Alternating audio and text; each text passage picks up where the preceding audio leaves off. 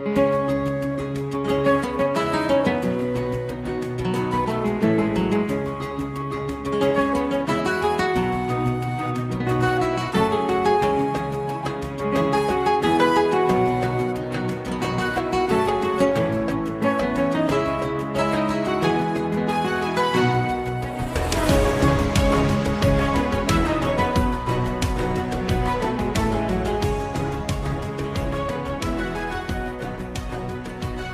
and welcome to today's episode of A Slice of Medieval. We're joined today by author Peter Gibbons.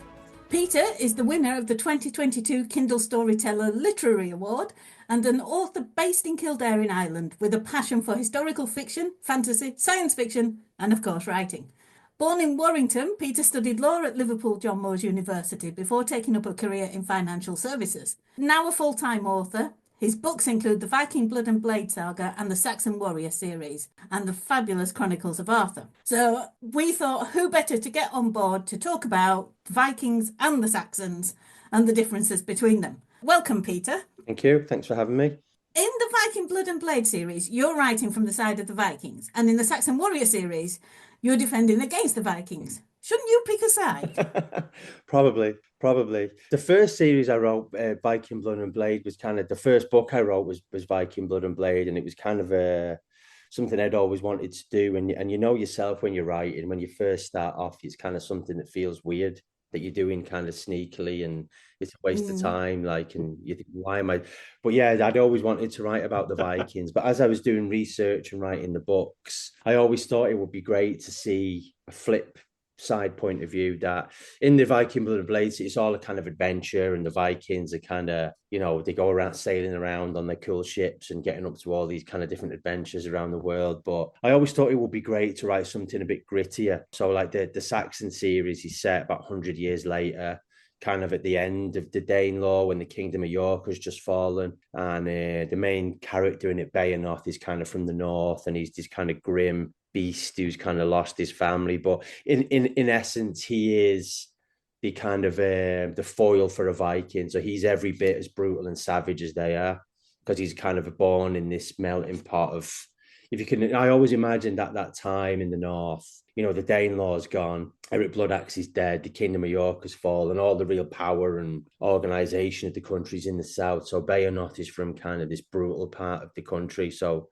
luckily for him, by the time the Vikings come back and there's this kind of resurgence in Ethelred the Unready's reign of Viking attacks, he's kind of the perfect man to meet them with his own level of kind of brutal warfare. So that kind of intrigued me. So that's why. So I love the Vikings, but I kind of also, being an Englishman, you kind of have to stick up for the Saxons a little bit as well, So yeah, I probably should pick a side, but they're both such a great time. Like every 100 or so years of that time, it really changes, and there's all kind of different exciting viewpoints. And I really like that about the Saxons. Like the Vikings is great because you've got the great heathen army, you've got loads of people with really brilliant names like Ivar the Boneless and Sigurd Snake in the Eye, and love all that. But then 100 years later, you've got kind of Svein Forkbeard, and you've got the kind of the fall, if you want, of the Saxon kin. So I set the Saxon series kind of around the time of the Battle of Maldon, and in kind of book 3, you see that battle and the kind of the doom of Ealdorman Byrhtnoth and all that. And they're just really exciting periods of time to write about, if you like, kind of swords and battles and that kind of thing. It really is as basic as that for me, unfortunately. It's like, wow, that sounds cool. Let's write about that. I like the idea, though. Most authors, they pick a side, and that's what they write from all the time. But when you're writing from both sides, it must give you a clearer view of who the good guy and who the enemy is, for whichever side you're writing from the viewpoint of. I think so, but I think also in terms of good guys and bad guys, whichever side you're on, you think you're the good guys, right? So is that sketch, that funny sketch, isn't there? I can't remember what TV show it was from, where there's these two kind of German Nazis in the Second World War, and they're having a smoke kind of by a battlefield, and one turns to the other. There's all this crazy, all the massacres going on, and one kind of turns to the other and he says, do you ever get the feeling that we're the bad guys? It's kind of it's a bit like that, isn't it? If you were at whatever side you were on, you would feel like you were the the good guys. Like the Vikings come at first because they have ships, they can sail, they need land. You know, if you're the third son of a Viking jarl, you've got access to kind of an axe and a ship, and you can go where you want, you know, and to them, that's good. You're going off and you're for seeking glory and plunder and all those things. And for you, that is a good and honorable thing to do. Where for the Saxons, they're defending their homes and their families, and that's obviously an honorable thing to do. So each side has kind of an element of good and evil, depending on your perspective, you know. That's a wishy-washy answer, isn't it? I should probably pick a side, right? No, not really. It's kind of, I don't know, it's a question of perspective, obviously, as you've said. But if you think about it, I mean, the Saxons were the Vikings in a sense earlier on, weren't they? They were in that role of the invaders, those coming in and needing land and so on. And it's kind of history repeating itself with a different group of people. And when I read a lot of Saxon v Viking stories, I tend to feel a bit as if it's like the 1950s and 60s Westerns where, you know, the cowboys are the good guys and the Indians are the bad guys. And we've moved on from that. But it's almost as if you're writing something like your Saxon series, the Vikings kind of have to be the bad guys, because otherwise, why are you all fighting each other? If you're writing from the Viking point of view, it's like your two Nazis, that they don't see themselves as the bad guys as such, do they? Was it as cut and dried as that, or? No, I don't think. I think a lot of it is our own sensibilities. Like the Saxons, obviously, when we think about the Saxons, we think about them when they're Christians. Yeah. And we think that they were, you know, they worship God and Jesus and all those things. And that for us, that means that they're, but when they first came, obviously, they believed in the same gods as the Vikings did, just with slightly different names. So again, it's all about the shifting of time, and ultimately then the Vikings become Christians themselves. Like when you know, in the Saxon series, and there's a piece on that in one of the books where the assumption is from the Saxons in Ethelred's court that they're fighting pagans, but Beowulf knows from fighting them before that Forkbeard and his son and Harold Bluetooth before him were Christians. So that kind of blurs that line a bit. But in our heads, I think we think of the Saxons as kind of like we think of King Arthur, as like you mentioned the King Arthur books. We think of those as being because of the legends and the Grail. We think of them being Christ, and in the back of our minds, subconsciously, I think that makes them good guys. But it's not necessarily the case. Like you rightly say, Derek, the Saxons were every bit as hunger for conquest and plunder and all those exciting things as the Vikings were, you know, and in fact they're from very much kind of the same part of the world, you know. Yeah, I guess it's the people with their noses pressed against the window in a sense. It's like when the Roman Empire falls in the West, you've got people coming in because they want to live lives which are wealthier, which where you have land and a lot of food and all the rest of it. So I guess it's still that really when the Vikings come along and come to England, they see it as a place of plenty, don't they? Yeah, and it's soft. Yeah. From their perspective, it's like it has been kind of Christianized. So it is very much you kind of have your lord and he has his thanes or his retainers, and then you've got churls and you've got the church who holds sway over huge. Like the overwhelming image for me of the Vikings is it's kind of like you're from the north where you believe in kind of brutal gods who encourage you to violence, and violence isn't a bad thing, but also the religion is kind of light touch. It's not like you have to go to church and you've got to do all these things and you've got to pray. You know, at those times, being a Christian was very strict and it's kind of oppressive and all those things. But for Vikings, their religion, as we understand it, was kind of light touch. But you imagine being on your kind of Viking ship, your Drakkar, with all your pals, and you kind of sail across the North Sea and you arrive in England, and it would be unbelievable that there are these churches full of gold and silver with no warriors protecting them. Yeah, and just lying on the coast as well, so that you can be easy in, easy out. Yeah, on the coast, it's almost like unbelievable because nobody would attack a church who was Christian, right? But for them, why not attack it? They don't care who these fellas are with smocks on and the top of their head shaved. It's like a gift, isn't it? So yeah, it's such an interesting time and different people and beliefs coming together and clashing. But over time, obviously, they meld and become one, and then the Vikings soften and all that kind of stuff. And yeah, it's just it's an interesting time to write about. It does make me laugh that the Saxons are the only invaders who have turned into good guys. Because we have the Vikings invaders, they're still the bad guys. The Normans are still the bad guys. Yeah. But the Saxons, they did invade us, but they've become the good guys. Yeah, it's crazy, isn't it? I think is it ultimately because we kind of love that. Not that we love it, but the doom of the Saxons is kind of we like when you think of the Saxons, you don't think of them as invaders. You think they were the Britons. You think they were always here, and you see it as ultimately they lost and they were kind of replaced by they were attacked by the Vikings, and you kind of feel like they won, but they didn't really. The Vikings kind of just became like the Saxons, and then the Normans came, and that was kind of a bit like the conquistadors in kind of South America. They came and only really had to win a couple of battles, and then they took over the whole country, and Ireland as well. It's kind of there's a sense of kind of nostalgia, loss, both when the Saxons come in.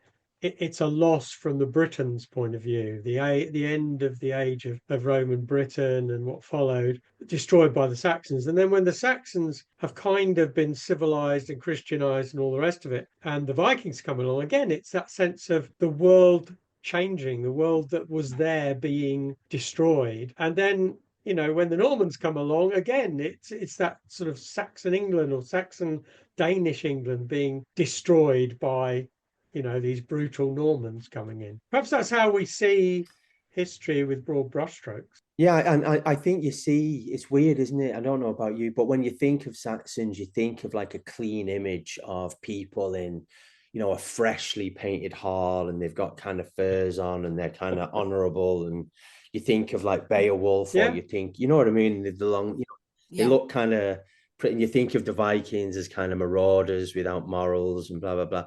And then with the Normans coming in, you think about them and their big horses and they're brutal. But obviously the Normans were Vikings. Norman is Northman, and they settled in that part of France. And it's all kind of just whoever grows soft really are really they're low-hanging fruit for these lads who are kind of up for it, who are up for brutal warfare, and they don't mind a bit of blood, and they don't mind risking everything, sailing across the sea and risking their lives to win land and power. Like it just repeats itself over and over, right? But it's just the stylized images we have in our heads, isn't it, of what a Saxon is and what a Viking is and what a Norman is, Yeah, and I think what we think of as the values they held aren't necessarily the values they held.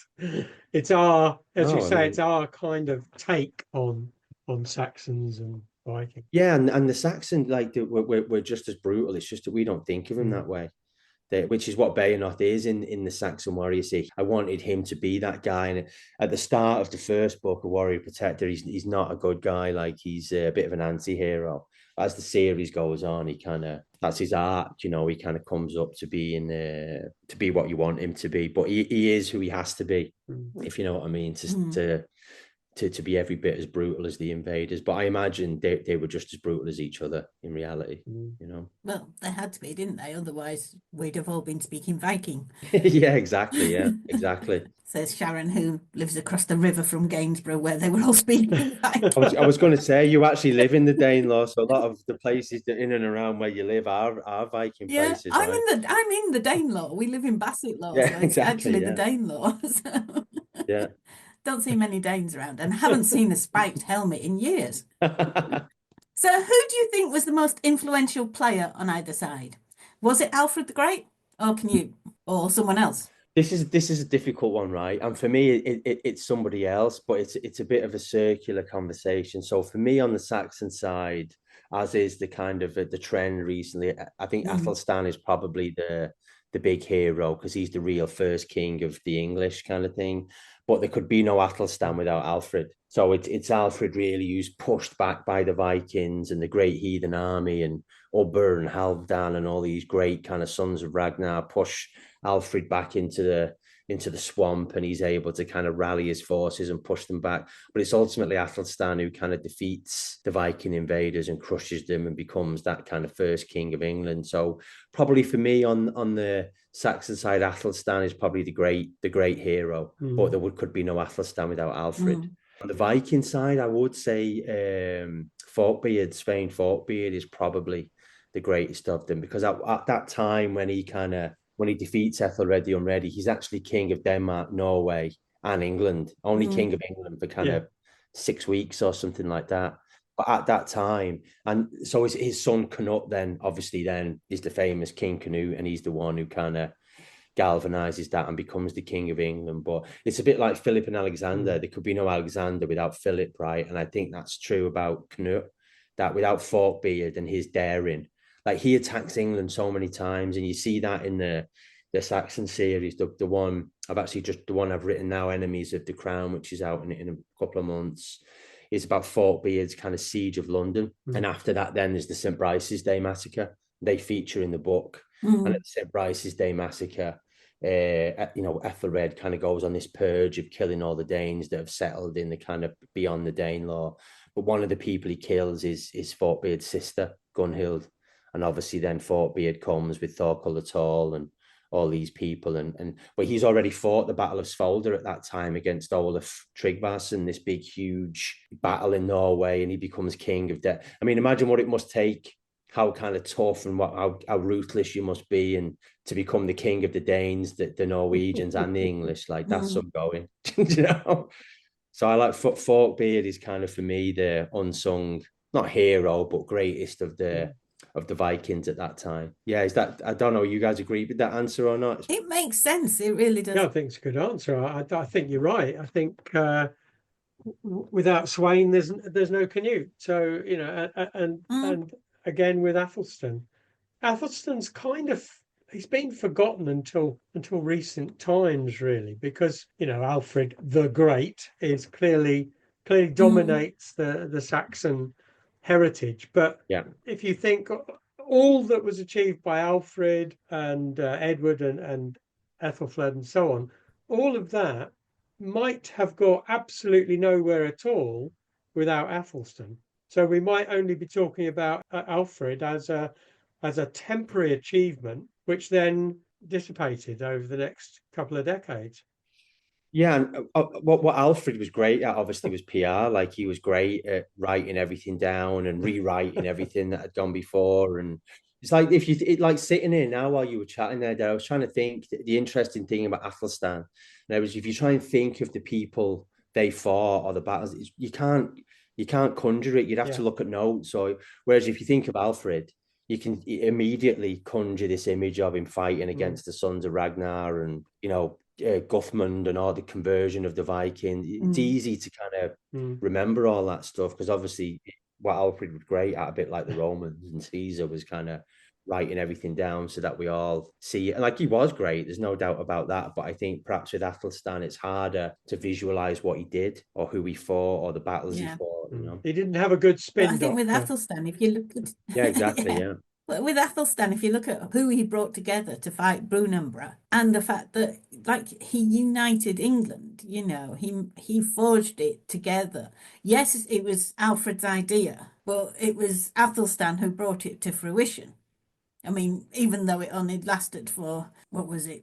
Wasn't even 100 years before the Vikings arrived and changed it again. Yeah, I think Athelstan is very underrated and his achievements. I think so, and because of the will to do it, like I imagine when you're Athelstan or whoever, and you inherit your kingdom, like if you wanted to, really, you could just rest on your laurels and enjoy being king. So that the will to do what he did and go as far as Scotland and fight Constantine and all that, and like it's a huge undertaking, and you've got to keep your armies fed, and you've got to keep people in silver, and you've still got to make sure the fields are tilled so that your army's fed. Like it's hard to keep men and warriors in the field for that long to accomplish what he did. Like it's a complex thing, you know, but the will to do it is a huge so kudos to Athelstan. I think we forget these days as well that it took weeks and months to do a campaign in Scotland, and you have to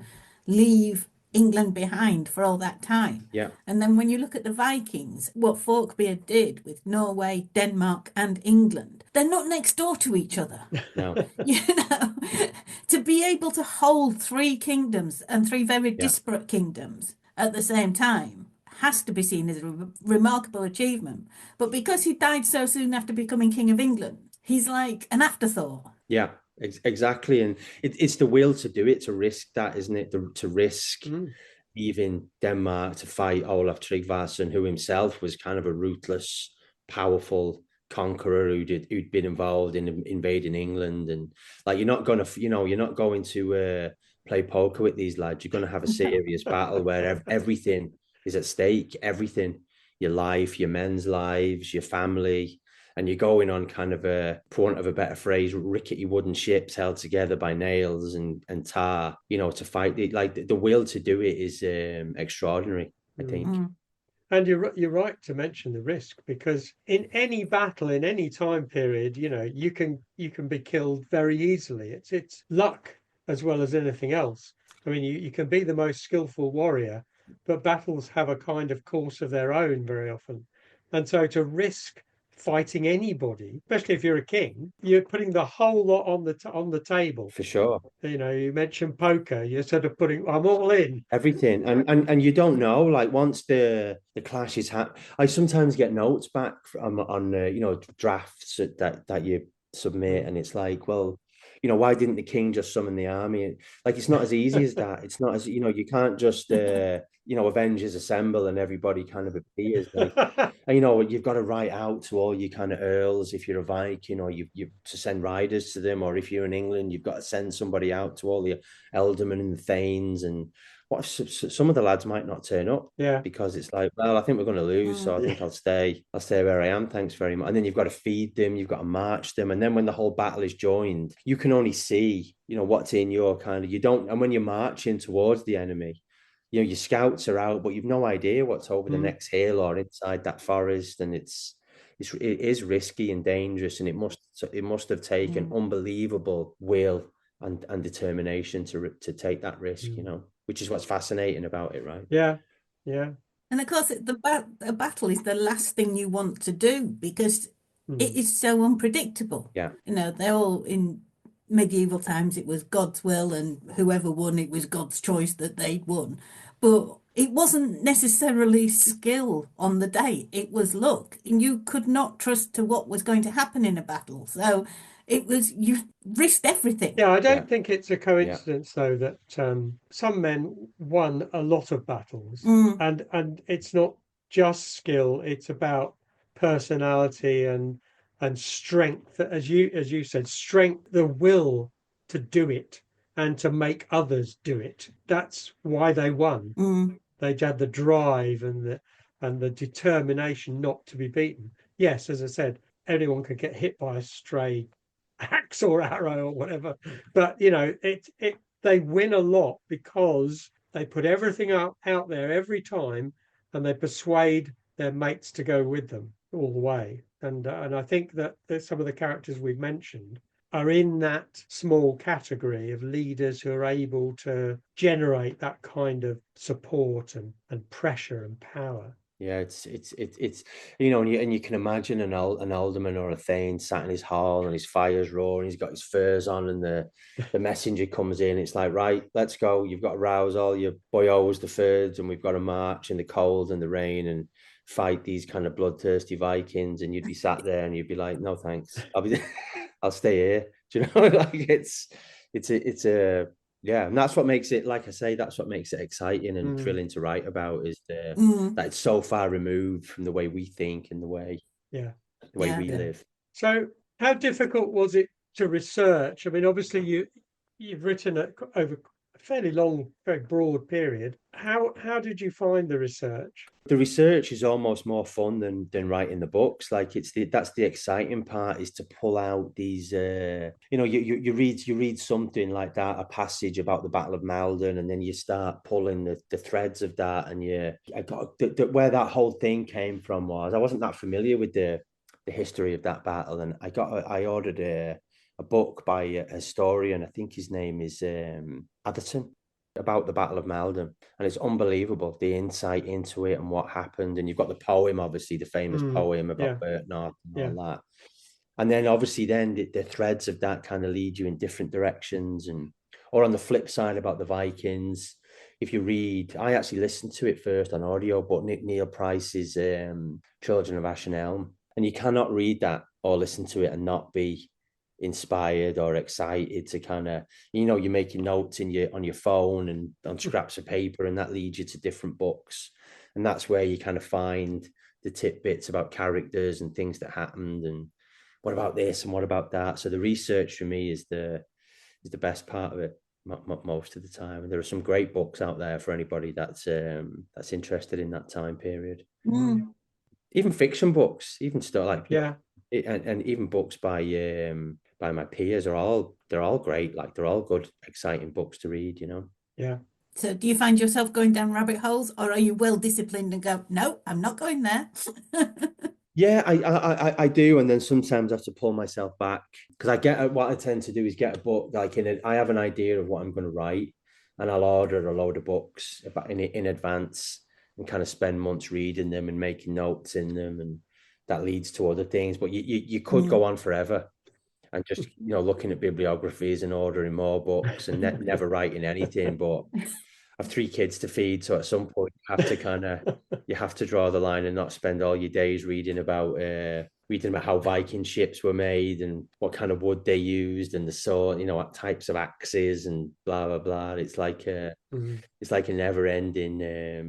It's like being a kid again sometimes. But do you find, because I find this quite a bit, that as you're writing it, you've done all this research and you're pretty ready to write it. You're ready to write it. You start writing and you get to a thing and you go, I don't know the answer to that. What's that? And you have to go back and do more research. And it's like, all this research I've done and the thing I didn't know. Yeah, because obviously when you're writing, you kind of have an idea of what you're going to write, but it has a life of its own, doesn't it? And it takes its own. And sometimes you haven't correctly researched that particular point that you want to write about. So you perhaps do have to go back. But that's the good thing about writing, isn't it? That's the exciting thing, is that your characters and the story kind of takes its own journey and it almost leads you where it wants to go, right? And then you write it as that you're being as accurate as possible, and then 2 years later you find a book that says he died 2 years before you'd read something like that, yeah. Or you do a lot, you read an entire book and make loads of notes for something that is like a line. But you want it to be more, and or sometimes you have to delete a whole section, a whole chapter, because you literally just you have 2 fellas sat by a fire speaking about the Battle of Svolder just because you've researched it and you want to show that you have to cut all that out, Yeah. So this was something that got me thinking when I started reading the Saxon series. Were the Viking and Saxon societies so different? Yes and no. It's a bit like what we spoke about earlier, about one kind of becoming the other. I think that for the Saxons, when they first came to Britain, they were very much Vikings. They just didn't have the kind of the ships to make the magnificent journeys that the Vikings made, but they worshipped the same gods, and there's this whole thing, isn't there, about coming out of that great freeze, that great cataclysm in kind of the 4th century or the 5th century, whenever it was, where there's that big volcanic eruption and the sky goes black and there's ash everywhere. And the Saxons, kind of like the Vikings, come out of that time, and they're brutal and their gods are brutal and they encourage them to war. But it's very much the same for the Vikings. It's just the Saxons become Christianized and settled, and the fields are full and the life is good. You pray to God and you have a soft, beautiful afterlife to look forward to, where you're going to see your loved ones again, and you pay your tithe and people pray for you. You've always got enough food, or theoretically. And then the Vikings come and they want that. So I think when they clash, they're different. Like when the Saxons and Britons clash, they're different. And when the Saxons and Vikings clash, but through different periods of time, they were very similar. I think even their culture is similar. Their language is very similar. All those different things. It's just they were at different times and wanted different things. And their perspective changes, and their hunger for war and conquering changes. I think a bit like what we were talking about before, about Athelstan and Forkbeard, about the will to do things, and for you to kind of be a leader and rouse men and women and families and take them across the sea to a land and try and capture new land. Like that's an incredible feat of determination and influence and power and risk, you know, and to be able to say that your gods support you in that, like what Odin and Woden want you to go and do that, and that's a good thing to do. Yeah, I don't think they were different. No, I think they were very similar, but I think they changed and evolved over time. Like I say, so that when they clashed, it was a real clash of cultures.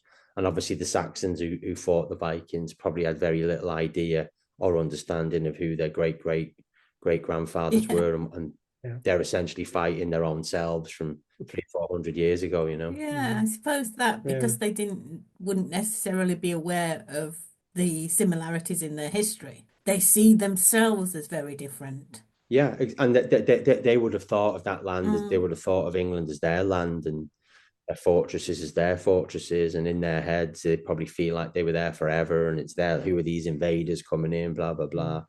But ultimately, they'd only held on to that land for 400, 500 years before the Vikings came and tried to rip it from them.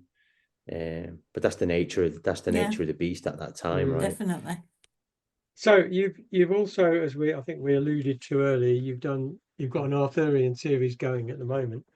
So you're obviously attracted to the early medieval or very early medieval, and you've probably told us a little bit about this already today. But what basically attracts you to that era from, I guess, kind of the 5th century to the 9th or 10th centuries? It's a big period of time. Yeah, the genesis of the story. I read a book by a chap called Max Adams called The First Kingdom, which is really good. And I just read that. I was in the midst of the kind of Viking Blood and Blade series, and I read that book.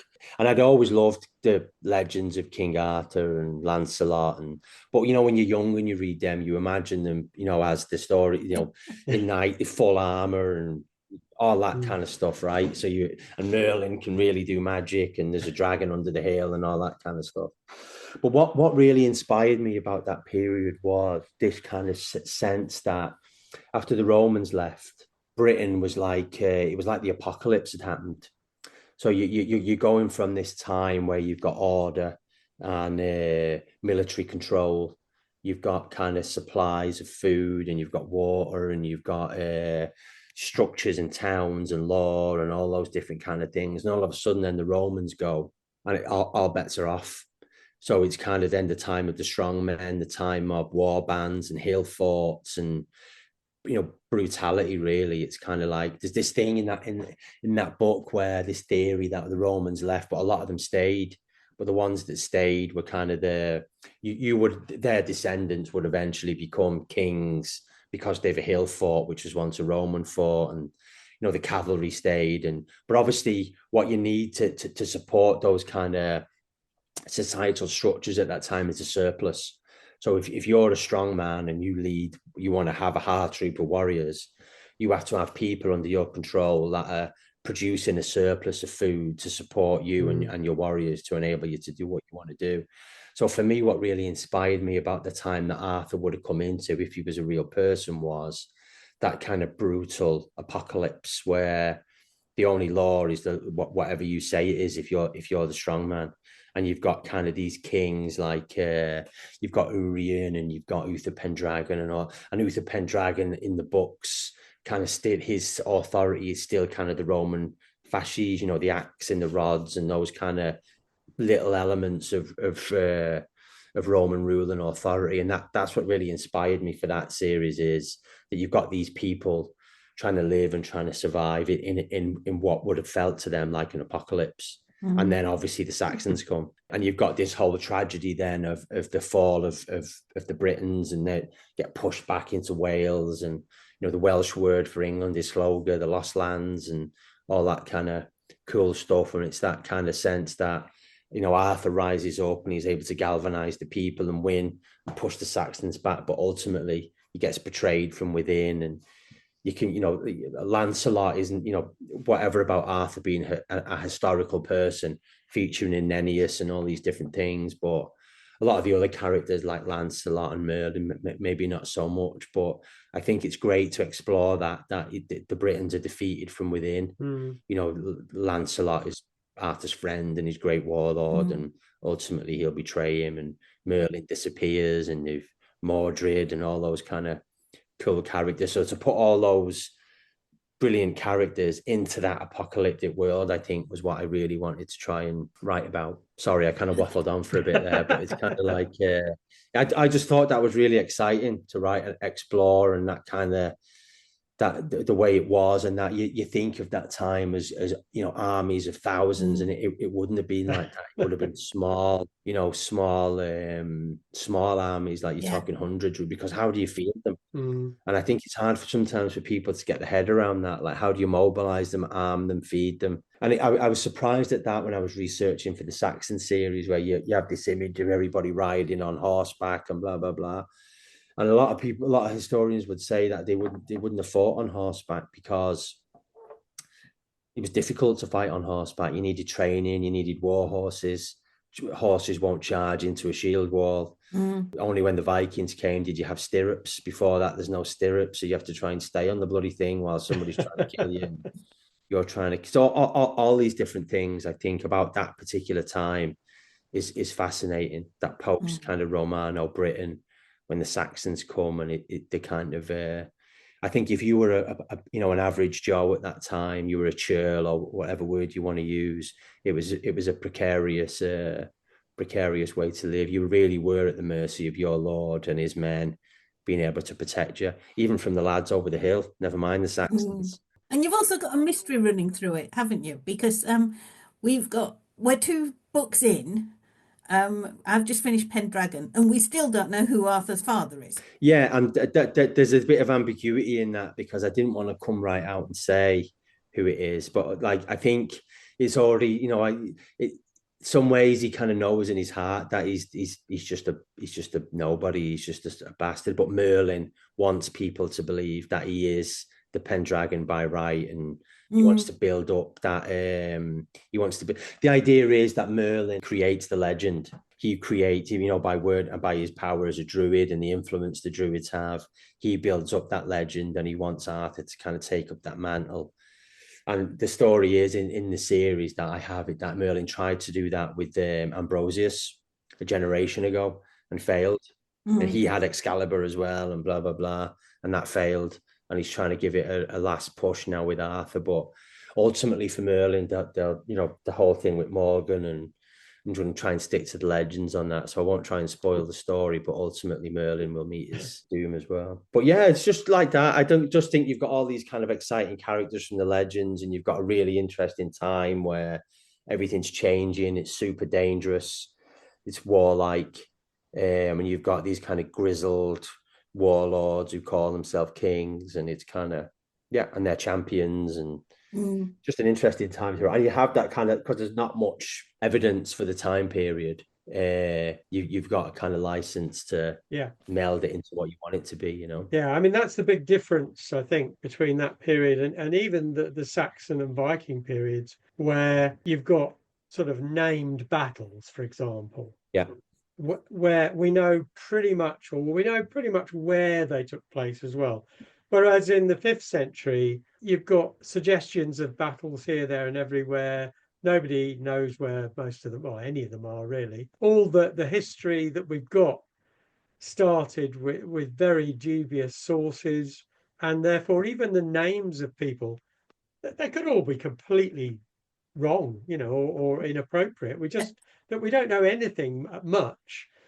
What I found interesting is that there are a number of, obviously, a lot of authors have written in that period. I've written some myself, but they're all quite sort of slightly different or greatly different. You can do, as you said, because of the chaos, in a sense, because of the uncertainty of the period, you can do a lot of different things with the same kind of situation, which makes it obviously very interesting, as you say. Completely. Like, you're talking about a few lines in the Anglo-Saxon Chronicle and some stuff in Ennius and a few bits and pieces, and then you have an idea from the archaeology about roughly what they would have been wearing, or their weapons and that kind of thing. But ultimately, it's up to your own interpretation. And I think that's great, because you can almost let your imagination you can run with it. It's good for readers as well, because you get all these different takes on the Arthurian legend and the kind of history of the period as well. So that makes it more Yeah. interesting, I think. I actually wanted Arthur to be more brutal, more kind of like more of an anti-hero, more like what he must have been. Like if you're going to rise up and lead the Britons against the Saxons, like you're not going to be a gentleman who's nice to everyone, who never hurts women and children, who's a good old, he would have been kind of the toughest guy around to rule the route. And I originally but I changed it because I didn't think people would want that for him. Like he still is a bit like that. Yeah. But I don't think people would have like the image I had of him. I don't think people would have warmed to it that much. But I think if he did exist and accomplish the things that he did, he would have had to have been every bit, if not more, brutal and savage than the Saxons he was fighting. Yeah, he had to be ruthless, otherwise he wouldn't have got very far. No, even the basic stuff, like to if he was going to fight the Saxons for a prolonged period of time and keep his men in the field, he would have had to steal and take whatever he needed from wherever he wanted, and even that itself indicates a level of brutality and being able to sway others to his will and use the force of arms that he has to get people to do what he wants. But yeah, so I kind of tone that down a bit. But he still has difficult choices to make and has to do difficult things to do what he wants to do and what Merlin wants him to do. But yeah, it's a bit like what we spoke about before, that interesting world of the Saxons arriving and them looking to take what they want, them being, I suppose you don't really get to show that research in the books, but that whole thing about the collapse of the Roman Empire and all these kind of people who are displaced and sweeping north, and the Saxons themselves are displaced. And there's this theory, I think, that they were a lot of them were kind of ex-Roman. They're supplementary to the Roman army, and they fight with the Romans. Auxiliaries. The auxiliaries. Yeah, auxiliaries. That's what. So yeah. these are they're super highly trained and familiar with war anyway. So essentially, when that all collapses, they've no interest in going back and becoming farmers. Like that's their business. That's what they do. So they can take those skills wherever they want. In the books, I have it that Vortigern invites them in this kind of past conflict. Vortigern invites them over to help him defeat his enemies, but ultimately Hengist and Horsa turn on him, and that's when Ambrosia has died, and there's all this kind of legacy stuff from a generation ago. Don't get Derek started on Hengist and Horsa. Yeah. But yeah, you know more about it than me, Derek. But that's kind of this is all in the background of those books. It's never really delved into, but it's kind of alluded to. And like when I was, you're trying to plan out a series, I thought maybe I could start and do 3 books about that and then have Arthur. But I was like, I think to sell, it needs to be Arthur, Yeah. So what are you working on now? I'm guessing there's another Arthur coming. Yeah, I'm just about to start the next one now. Be Camelot, the next one, and then I'm just doing the final run of edits on the 5th book in the Saxon series, which is about like that St. Brice's Day and all that kind of stuff, that massacre. And obviously Beowulf is torn; he doesn't want to be involved in that, but he kind of gets dragged into it, and he's got friends in the Danelaw and that kind of stuff. It's all a preemptive thing, really. For the last in the series, that series will be book 6 when Forkbeard comes. So I've finished that now. It's being proofread at the moment, and I'm just about to put. I was going to say pen to paper, but that's a lie. Fingers to keys on the next Arthur book. The problem with Arthur is, as you can probably tell from me waffling on. Yeah, I could just write about it forever, but I had for the publisher, you have to keep the words tight. But it could easily be like 200,000 word novels that could just go and go and go, and then everybody in my house would starve and all that, But you have to be a bit ruthless. So yeah, I've just finished Enemies of the Crown, which is about the unraveling of Ethelred the Unready's kingdom and the St. Brice's Day massacre. And sounds great. You keep him busy then. Keep him busy, yeah. I also write as writing and publishing is a business, and to make it work, you kind of have to. I also write like action thrillers under a pseudonym, so I kind of try and squeeze a couple of them in a year as well, because they're they sell really well in the US. So yeah, like as much as you want to sit in your office all day reading about battles and Vikings, you do have to put food on the table as well, you know. Yeah, you do. Yeah. Unfortunately, be great to write 200 words a day and then spend 7 hours researching. I think that would be the ideal, isn't it? And then get to 2 weeks before your deadline and go, oh bugger. Yeah. Yeah. I've loads of research though. Yeah. But I'm not- Yeah, I don't think that'll cut it somehow. Do you ever find though that you're reading a book about a different era to what you're writing, and then you start thinking, I could write about that. Yes, it's a problem. Yeah, it is. Yeah. It's a problem, isn't it? It's like, yeah, and you're distracted then because you're trying to write your word count and you're thinking, I have to write a novel about Alexander. And this could happen, that could happen, and this could happen, and that could happen. I have to go make a cup of tea and calm down. It's that, you know, rein yourself in. I'm glad it's not just me who does that. I think we all do. No. But it's good as well because you're always trying to, when you write a lot about battles and stuff, you're always trying to find a new way to describe the battle.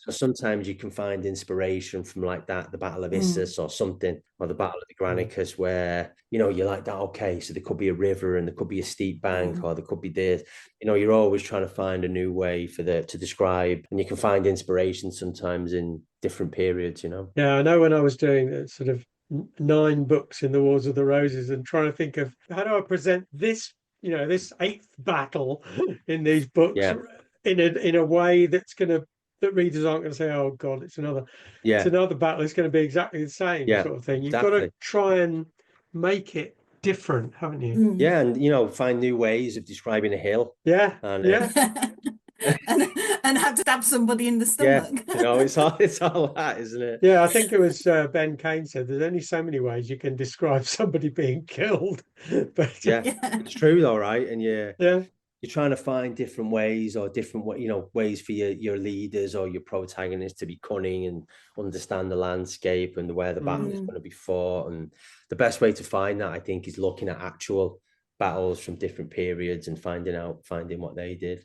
Well, thank you very much, Peter. It's been absolutely fabulous chatting with you. I highly recommend that everybody gets your Excalibur and Pendragon and the Saxon Sword series and the Viking Blood and Blade series. That's a few months reading right there, but well worth it and very enjoyable. I appreciate that. I really enjoyed the conversation, guys. I really appreciate you having me on, and thank you for your support. It's been our pleasure. Absolutely lovely chatting with you. It's good to see you and talk to you. Yeah. So thank you very much. Thanks, guys. Do join us next time when we will be having author C.F. Dunn join us to discuss her fabulous Tarnished Crown series, which is set in Derek's favourite period, the Wars of the Roses, and my favourite area, South Yorkshire. So it would be interesting to talk to Claire about location and the history of her series. I've been Sharon Bennett Connolly. And I'm Derek Birks. You might like to know that all our podcasts are now available on YouTube. Just search on A Slice of Medieval and don't forget to subscribe either on YouTube or your favourite podcast provider. Also, remember to give us a like or a comment if you have a minute. Thanks for listening.